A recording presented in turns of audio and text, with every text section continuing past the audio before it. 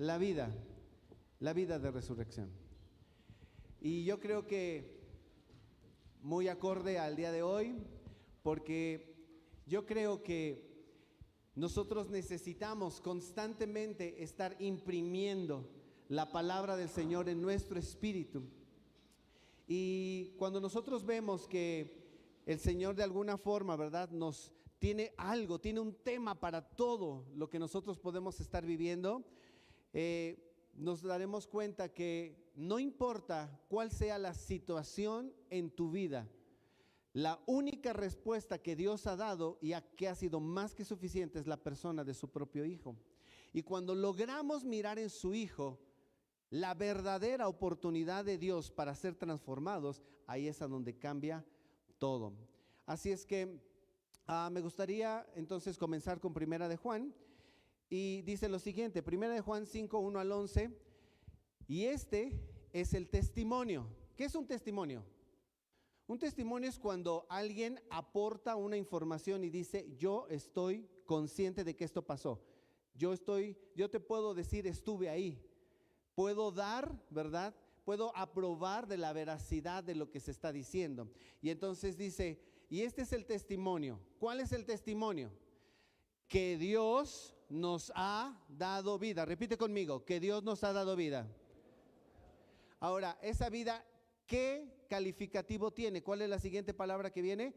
Eterna, dice. Y esta vida está ¿en dónde? En su Hijo. ¿En dónde está? En su Hijo, dice. Por lo tanto, el que tiene al Hijo, tiene la vida. El que no tiene al Hijo de Dios, no tiene la vida. Amado Dios, te damos gracias esta mañana, Dios, porque nos permites escuchar tu palabra. Queremos poner, Dios, lo que el día de hoy se va a hablar, y te pedimos en el nombre de Jesús, tú pon, Señor, pon tú en mis labios todo lo que tú quieres hablar, Señor. Quita lo que no te corresponde a ti, quita lo que no es tuyo, lo que no procede de ti, todo lo que es del hombre, caiga a tierra, Señor, y que permanezca solo tu palabra. Te damos gracias en el nombre de Jesús. Amén. El otro día les puse aquí, no jaló. El otro día estaba yo viendo un, ¿cómo se llama? Un videíto, ¿un qué? Un documental, gracias. Estaba yo viendo un documental, no se ve muy, no sé si lo alcanzan a apreciar, ¿verdad? Pero ese es un bichito. Y me encantó, ¿verdad? Porque resulta que ese bichito es del tamaño de un granito de sal. Es pequeñísimo, pero uno no lo puede apreciar, ¿verdad? Hasta que se acerca, hasta que hace uno zoom. Parece un tipo de libélula, pero es una especie de mosquito. Y ese bichito, estaban hablando, ¿verdad?, acerca de todo lo que no se mira, todo lo que no podemos ver a simple vista, pero que en el momento que uno se acerca, las circunstancias, ¿verdad?, más bien los detalles comienzan a notarse. Y en eso ponen una pequeña gotita de agua sobre un cristalito y lo meten debajo de un microscopio, una gota de mar, de agua de mar. Y resulta que en esa gota había 1000 veces esto. O sea, esto es solamente un pequeño segmento. Y entonces estaba hablando esta persona de que muchas veces pareciera que no hay vida en ciertas cosas.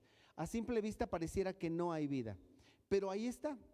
Y de alguna manera, esa misma vida está en cada uno de nosotros, solamente que cuando vemos cómo vivimos, cómo pensamos, cómo hablamos, cómo nos comportamos allá afuera, a veces pareciera como si la vida de Dios en realidad no estuviera en nosotros.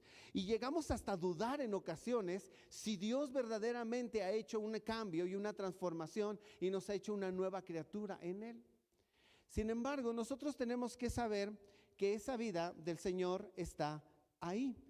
Pero entre más te acercas a la verdad, entre más buscas experimentarla de cerca, te vas a dar cuenta de los detalles. ¿Y sabes qué?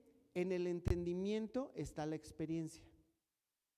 Porque cuando tú entre más entiendes, entre más comprendes lo que dice la palabra del Señor, una mayor experiencia viene para ti, porque te es dada a entender, te es revelada, te es mostrada. Por eso nosotros leemos la Biblia todos los días, no nada más los domingos, no nada más cada, ¿no?, que la sacan de la vitrina. La Biblia se agarra todos los días. El otro día estaba yo sentado en el banco y pues mi Biblia pues está toda marcada con colores y tiene letras y tiene dibujitos y tiene flechas y marco página tal y conecto con otra, y entonces se sienta una señora aquí y en eso pues yo cuando me senté pues llegué, buenos días, y la señora me siento y me dice, qué bueno que usted todavía siga siendo educado. Hay mucha gente que ya no es educada, pero qué bueno que usted es educado. No, pues muchas gracias, me siento aquí. Y entonces abro mi Biblia y le empiezo a leer, y en eso la mira y me dice, bueno, no sé qué le hace esa Biblia, dice, pero yo no sé si está tan bien tenerla con tantos colores. Y yo me reí, ¿no? Porque le dije, ¿sabe qué significa cada color? Algo que Dios me ha hablado. Yo pensé que usted la estaba destruyendo. Y le dije, no, la marco porque quiero vivirla. Y en esa ocasión tuve la oportunidad, ya tiene como unos 5 años eso, tuve la oportunidad de poder hablar con la señora, un poquito, brevemente, y la llamaron a que la atendieran en el banco. Pero yo creo que entre más uno va digiriendo esas verdades, uno encuentra los detalles de todo eso. Miren, nosotros en esta época, ¿verdad?, que pues en muchos lugares oímos la palabra Pascua, ¿no? Ustedes oyen la palabra Pascua. En realidad, pues nosotros no la celebramos al estilo del pueblo judío, ¿verdad? Porque el pueblo judío todavía lo tiene como algo que está esperando, ¿verdad? Para ellos es una fiesta, para ellos es una celebración, pero para nosotros es una persona, para nosotros es una realidad. ¿Por qué? Porque el Señor ya ha impartido esa vida a través de Él haber sido la Pascua. Entonces, la vida de Dios no puede esconderse. La vida de Dios tiene que expresarse. La vida de Dios se muestra en quien la tiene. La vida de Dios, tarde o temprano, aunque seamos medios cabezas duras, ¿verdad? Porque a veces nos cuesta trabajo y Dios nos habla algo y nos resistimos y nos resistimos y nos resistimos, pero llega un momento en que uno se quiebra y uno delante del Señor comienza a escuchar, ¿verdad?, cómo es que Dios nos está atrayendo y nos está llevando a Él para que podamos comenzar a vivir eso que nos está mostrando. Y viene el quebrantamiento y viene el doblar el corazón y decirle al Señor, sí, Señor, yo quiero hacerlo, yo quiero hacerlo. Mira, yo era súper mentiroso antes de conocer a Cristo. Era una manera de sobrevivir para mí. Fred era un mentiroso de primera. Y cuando empiezo a conocer del Señor y empezamos a servir al Señor, en una ocasión llevaba yo poco tiempo en el Señor, relativamente poco en el Señor, y en una ocasión me acuerdo que estaba yo platicando con mi cuñada, y en esa conversación que yo tuve con mi cuñada, yo le mentí en algo.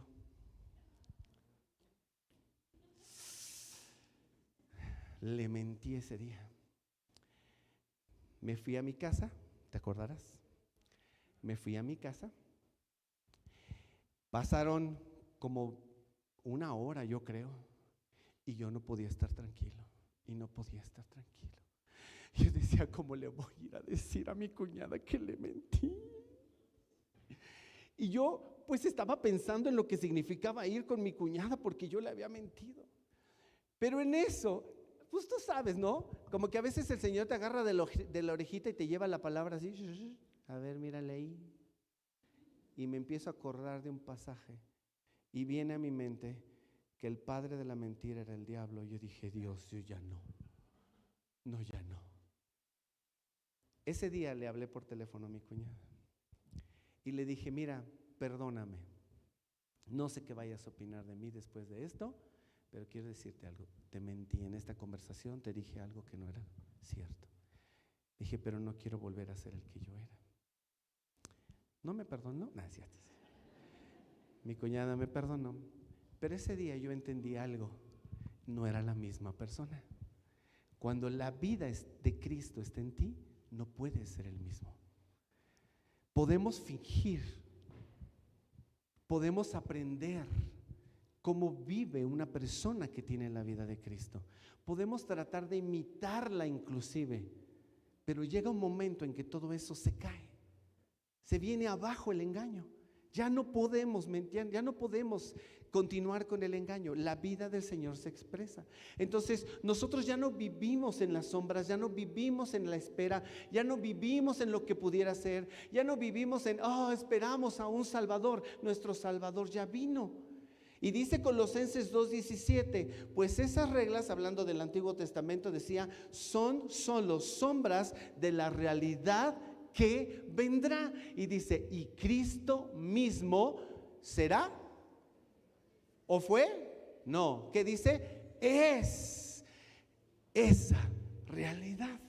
Así es que cuando nosotros vemos que la palabra del Señor nos muestra que la Pascua en realidad es una persona, ahí se lo escribí mal, es que si vieran con la velocidad que tuvimos que hacer esta presentación el día de hoy, ¿verdad? Ayer eran las 2:30 de la mañana y aquí andábamos el Robert, Alex y yo, porque esta cosa se nos ponchó.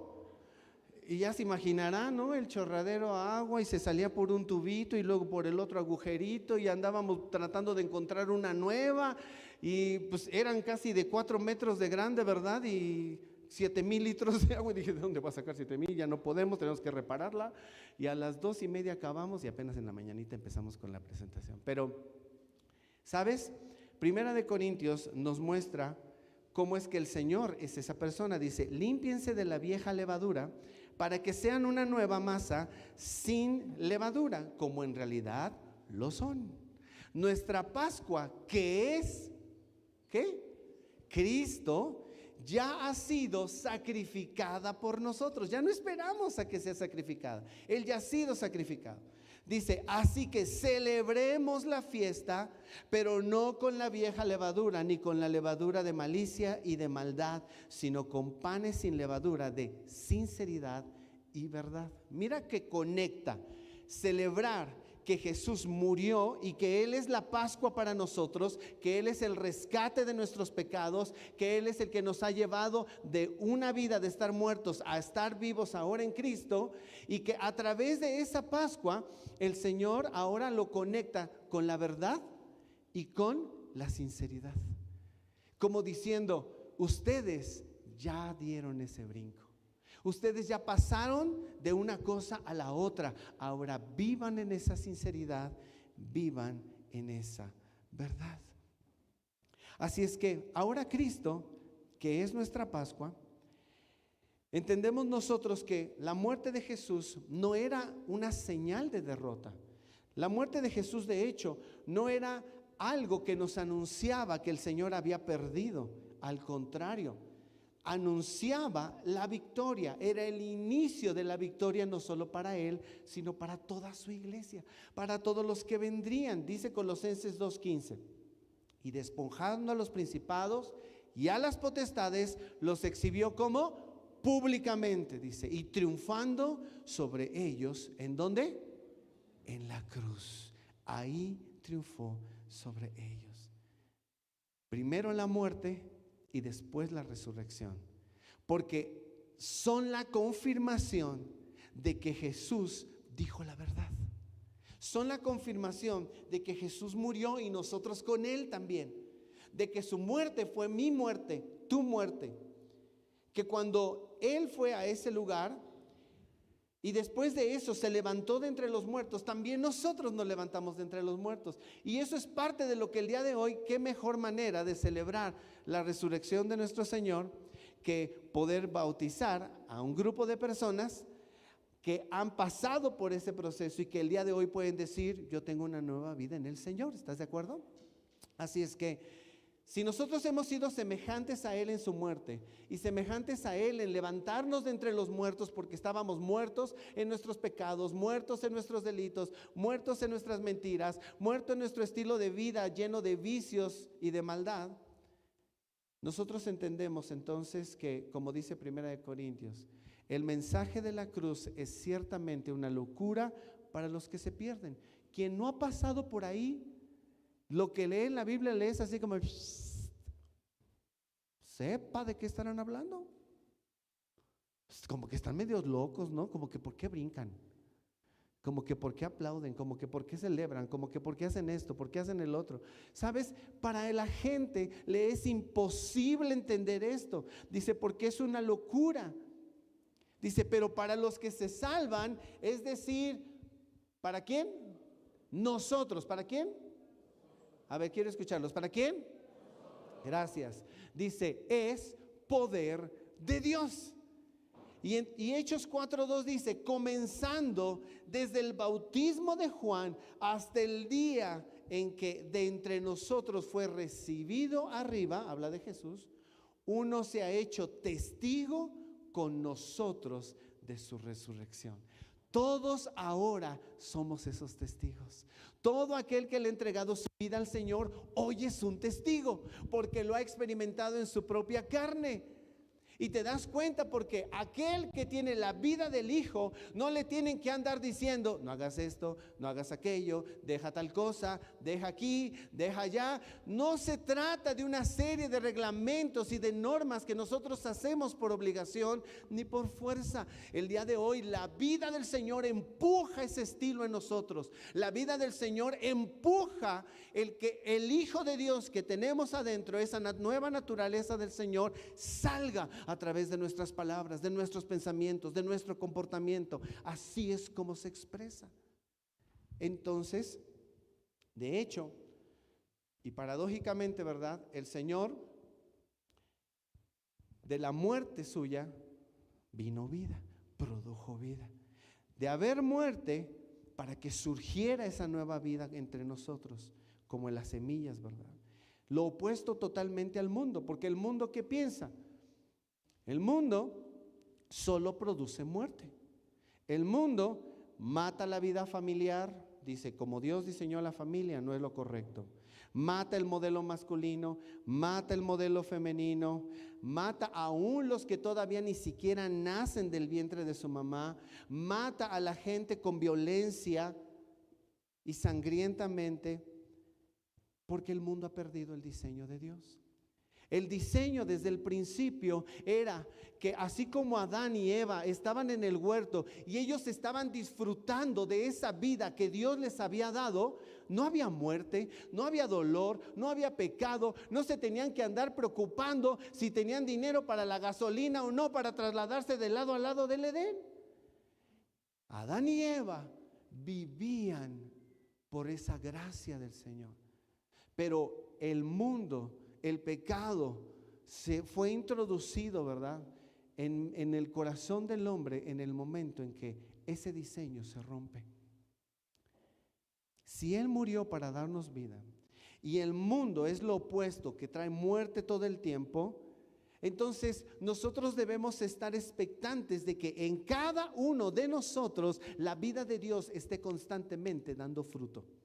Mira lo que dice Lucas 12:54. Lucas 12:54.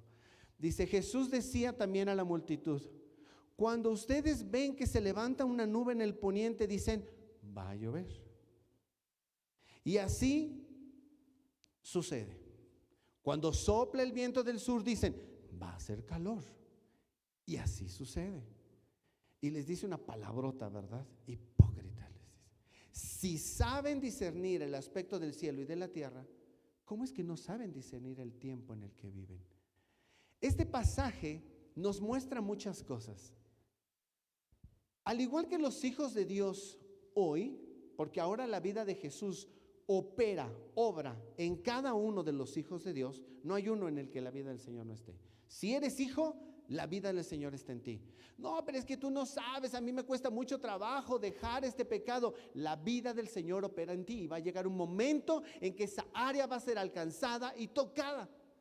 La vida del Señor sigue trabajando en ti. Así es que si nosotros vemos que en un pasaje así nos habla de que si ahora nosotros, ¿verdad?, que conocemos del Señor, porque definitivamente ese viejo hombre, ese viejo Fred, sigue aquí adentro. Aunque Ese viejo hombre, ese viejo Fred, ¿verdad? Ese Fred quejoso, ese Fred depresivo, ese Fred orgulloso, como les dije, ese Fred mentiroso, ese Fred que todo el tiempo vivía derrotado, deprimido, esclavo del pecado, convencido de que no podía levantarse, que todo el tiempo estaba tratando de estar en revancha con otros para salir adelante. Ese viejo Fred que vivía en pura desgracia, porque así es como yo vivía y como todos los que no tenemos a Cristo en nuestra vida, vivimos en desgracia. Sin embargo, ese viejo hombre sigue ahí, está derrotado, está vencido por la cruz, está vencido por lo que el Señor hizo en el madero, pero de vez en cuando, ¿verdad? Ese Fred que es medio desgraciado se levanta, ¿verdad? Ese hombre viejo en el interior quiere volver a tomar su lugar, como si alguien le dijera: que pase el desgraciado. Así a veces siento que la carne nos gana, ¿verdad? Y ahí va el viejo Fred. Y ese es el que miente, y ese es el que roba, y ese es el que mata, y ese es el que vive envidioso, y ese es el del chisme, como en cada uno de nosotros. El viejo Fred no está cambiado ni transformado. Tiene que permanecer en la cruz para que la vida de Dios sea la que se manifieste, y ese nuevo hombre que somos ahora en Cristo sea el que contenga la mentira a través del poder del Señor y aprenda a renovar su lengua. Para que aprenda a que cada vez que estamos metiéndonos en chisme, estamos dañando a alguien. A veces ni siquiera sabemos, a veces solo escuchamos algo, pero no nos ponemos a pensar en el daño que producen nuestras palabras. Si la Escritura dice que nuestra lengua es como un fuego que enciende todo un bosque. Así es que nosotros tenemos que aprender a reconocer nuestros tiempos.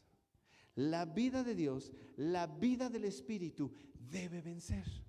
La vida del Señor, ese viejo hombre que ya está muerto, como dice la Escritura, juntamente con Cristo, si nosotros permitimos que se esté manifestando, que sea Él el que habla a través de mis palabras, sea Él el que venga a través de mis pensamientos, sea Él a través de mis acciones, ahí es donde el Espíritu Santo, en el momento en el que tú tienes toda tu plena y completa confianza en el Señor Jesús, comienza a trabajar. Porque esa fe es como el combustible para echar a andar la maquinaria espiritual en tu vida, en la que el poder del Espíritu Santo comienza a empujar la nueva vida en ti, la empuja, al grado en el que de pronto tú comienzas a hacer cosas que no pensabas que podías llegar a hacer, comienzas a servir de una manera que no pensabas que llegaras a hacerlo, comienzas a ver cosas extraordinarias en tu propia vida.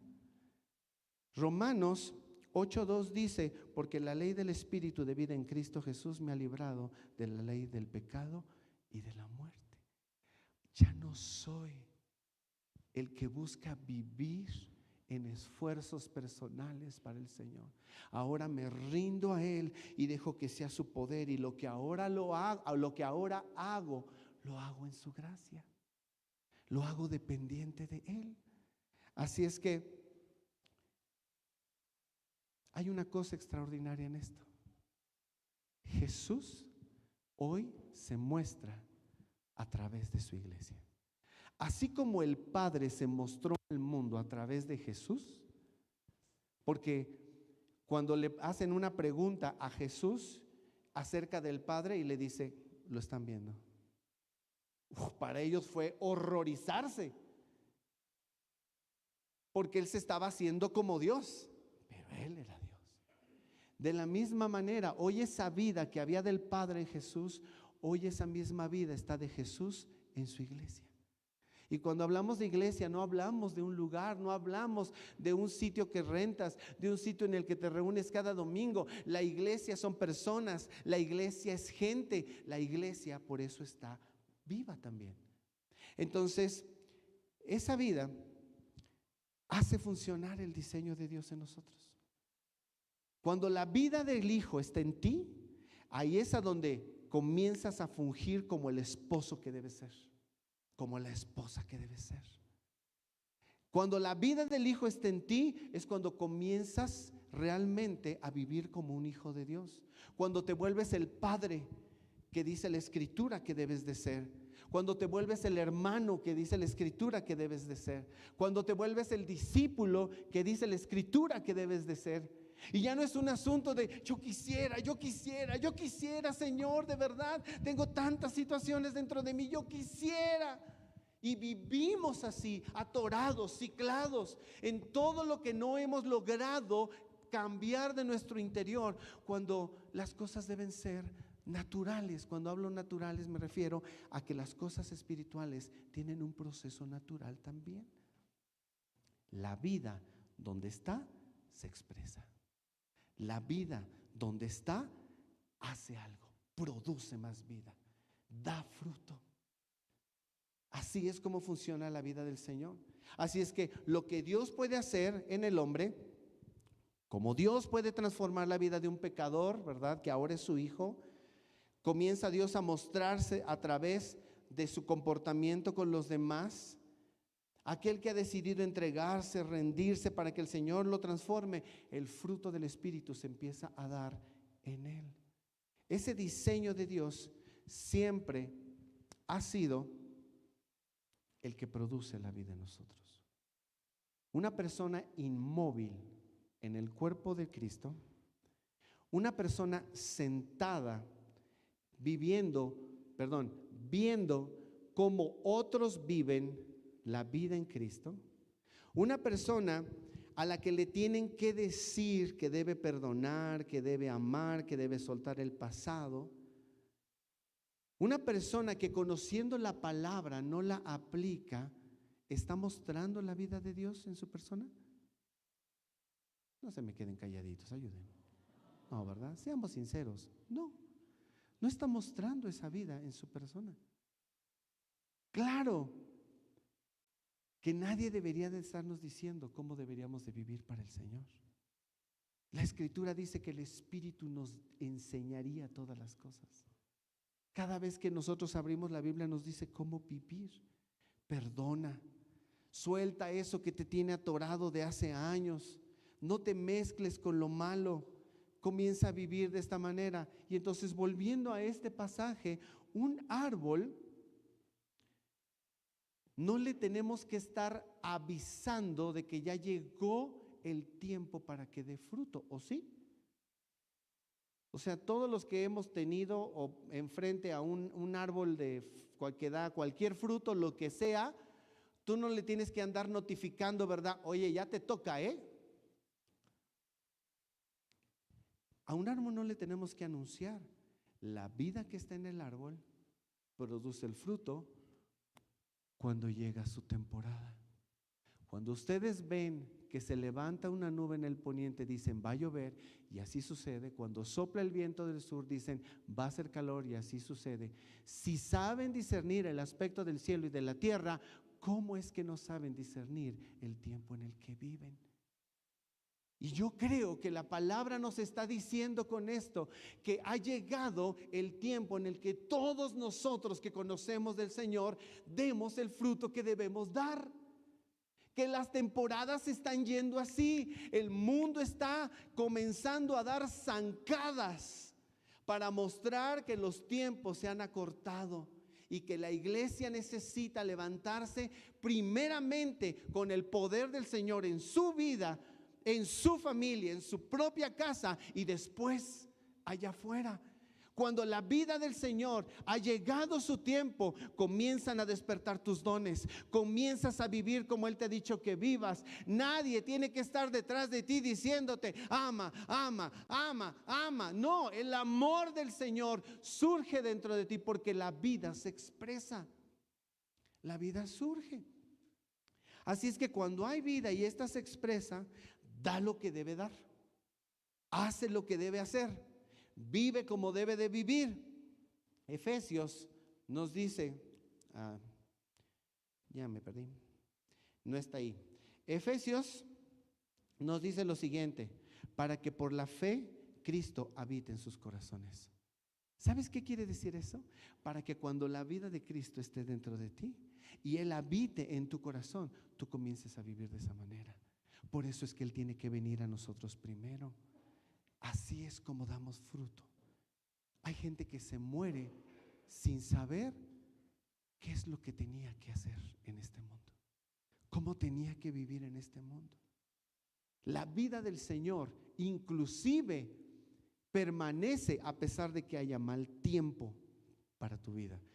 Las circunstancias te están aporreando. La vida del Señor permanece. La vida del Señor permanece, aún como cuando Pablo estaba preso en una cárcel. La vida del Señor se estaba manifestando en él.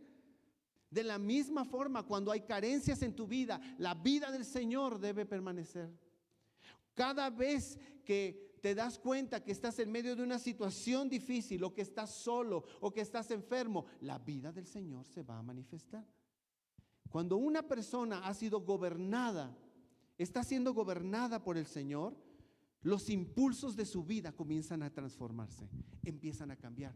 Ya no puedes pensar de la misma manera, ya no puedes reaccionar de la misma manera. Y cuando lo haces, ¿qué tienes que hacer? Vengo a ti, Señor, perdóname, voy de nuevo. Y comienzas a dar pasos hacia adelante en la fe. Así es que la vida del Señor da fruto. Dice Lucas 12:54. Jesús decía también a la multitud: cuando ustedes ven que se levanta una nube en el poniente, dice, va a llover, ¿verdad? Así es que si nosotros aprendemos a reconocer que en nuestra vida ha llegado el momento, que esta es la temporada para que no estemos sentados, para que no estemos distraídos, que no estemos extraviados por ahí en medio del mundo, sino que podamos dejar que la vida del Señor esté trabajando. Cierro con esto. Al tercer día Jesús completa su plan.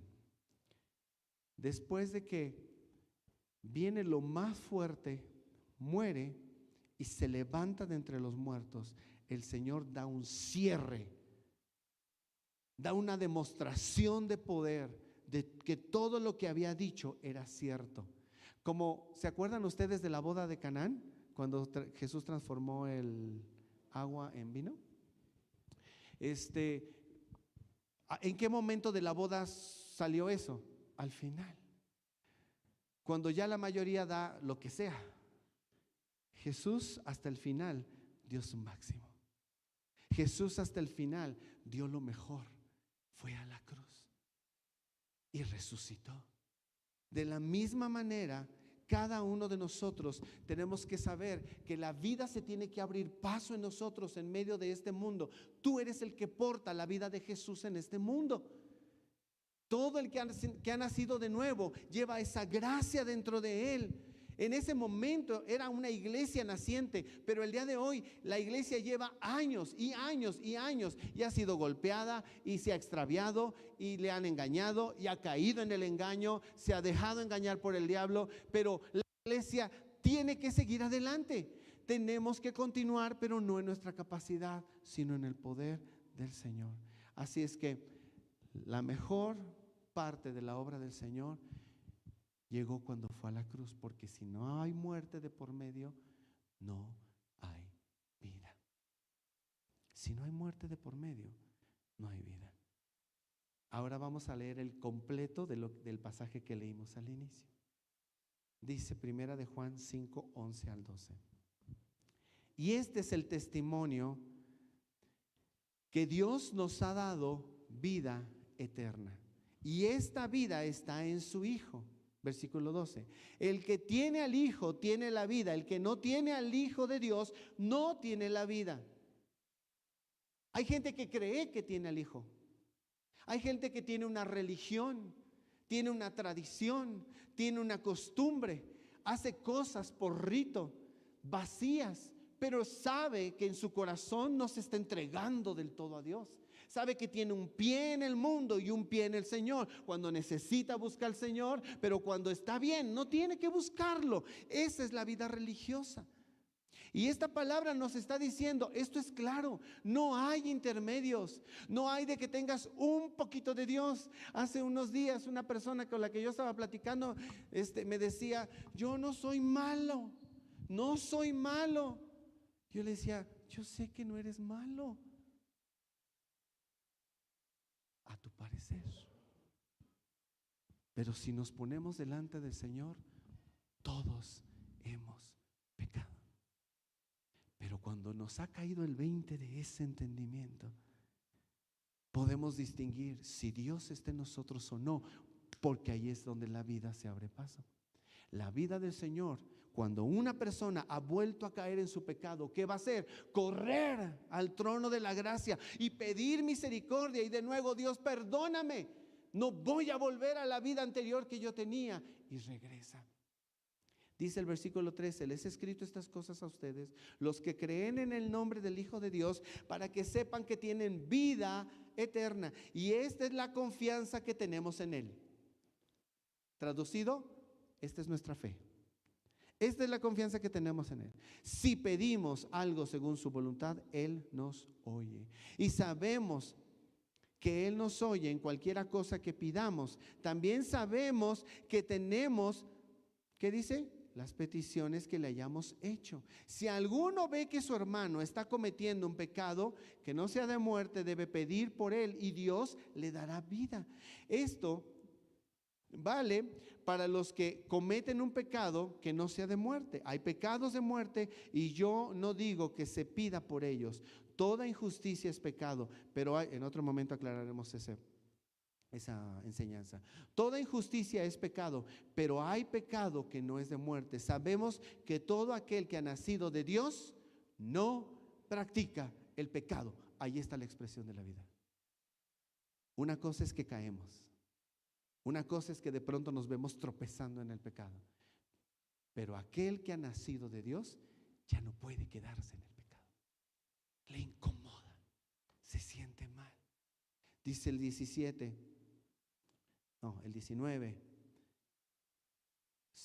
¿verdad? Perdóname. Sabemos que todo aquel que ha nacido de Dios no practica el pecado, pues aquel que fue engendrado por Dios lo protege. Y el maligno, ¿qué? No lo toca, para que tú ya no te andes preocupando. Es que el diablo me hizo. El diablo ya está vencido. Es que el diablo lo derrotó el Señor en la cruz. Es que si vieras cómo me trae y me mete en problemas en mi trabajo. Yo quiero decirte, le ponemos demasiada importancia al diablo. Tenemos que ver los procesos de Dios detrás de lo que vemos. Dice el 20: pero también sabemos que el Hijo de Dios ha venido y nos ha dado, ¿qué? Entendimiento para conocer al que es verdadero. Y estamos en el verdadero, en su Hijo Jesucristo. Este es el verdadero Dios y la vida eterna. Y dice: hijitos, manténganse apartados de los ídolos. Es lo que está diciendo aquí el Señor, ¿sabes? Si te queda la duda, quiero decirte algo. Empezaste por fe en Cristo, continúa por fe en Cristo, sigues en Él y Él es la verdad. No importa cuántas mentiras este mundo te quiera venir a traer a través de todo lo que se nos enseña. La palabra de Dios es la única que va a permanecer a pesar de todo lo que veamos que sucede en este planeta. Porque si Jesús en algún momento fue a la cruz y se despojó a sí mismo, como dice la Escritura, dice que si nosotros hacemos lo mismo, ¿cómo no ese poder que vivificó a Cristo y lo levantó de entre los muertos, resurrección, hará lo mismo con nosotros? ¿Cómo no lo hará para nosotros? Así es que nosotros ya no vivimos por actos religiosos, ya no vivimos por costumbres vacías, ya no vivimos por haciendo cosas sin vida el día de hoy, sino que si Dios está en nosotros, Él da fruto, Él nos lleva a amar, Él nos lleva a perdonar, Él nos lleva a soltar el pasado, Él nos lleva a cambiar nuestra perspectiva, a ser renovados en nuestra forma de pensar. Si tú vives por Dios, vas a vivir por fe y vas a ver el poder de Dios sobre ti. Eso no hay duda. Su poder está disponible para todos aquellos que lo quieran, para todos aquellos que claman a Él. Viene su gracia y los levanta de la condición en la que se encuentran. En una ocasión, Pablo, en medio de la situación que estaba viviendo y por las cosas en las que él estaba experimentando,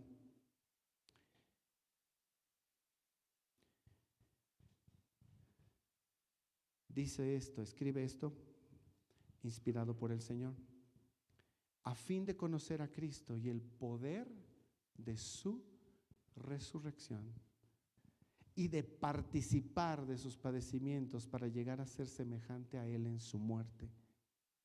Y en otro pasaje dice, llevando en el cuerpo siempre por todas partes la muerte de Jesús. ¿A qué se refería? ¿A qué se refería con llevando a todas partes la muerte de Jesús? ¿Hablaba del sufrimiento? No. Hablaba de que si nosotros estamos muertos en Cristo, yo estoy muerto en Cristo en mi escuela, estoy muerto en Cristo en mi familia, estoy muerto en Cristo en la iglesia, estoy muerto en Cristo en las calles, estoy muerto en Cristo cuando me encuentro con mi jefe, estoy muerto en Cristo cuando estoy en medio de un problema, estoy muerto en Cristo cuando estoy enfermo. Yo estoy muerto para mí, ya no vivo para mí, ya no me doy placer yo, ahora vivo para Él.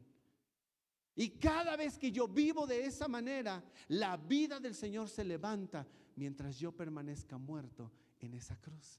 Si de la misma forma que Jesús fue a la cruz, nosotros vamos, la vida del Señor empieza a correr en ti. Y el poder del Espíritu Santo empieza a trabajar en ti. Pasen los músicos, por favor. Cada uno de nosotros puede experimentarlo. Pablo llevaba ese entendimiento de estar muertos a todo lugar donde él iba. A todo lugar, siempre, por todas partes, la muerte de Jesús.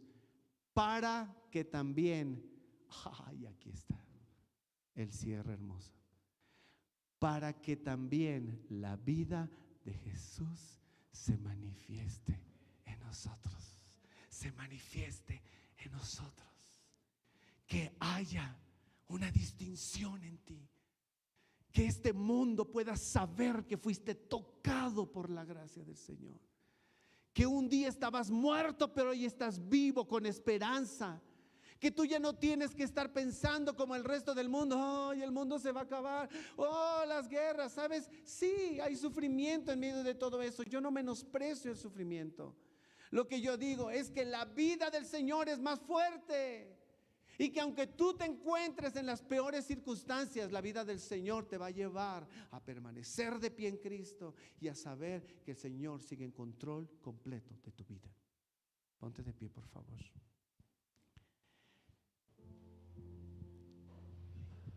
¿Cómo estás viviendo y experimentando esa vida del Señor? Si tú tienes a Cristo, ¿cómo lo estás viviendo? ¿Estás haciendo lo que Pablo? Llevándolo a todos lados donde quiera que tú vas. Eres la misma persona aquí y allá afuera y con tus compañeros y con tus amigos. Eres la misma persona con tus padres, con tu jefe, con tus hijos, con tu esposo, con tu esposa, que en la iglesia.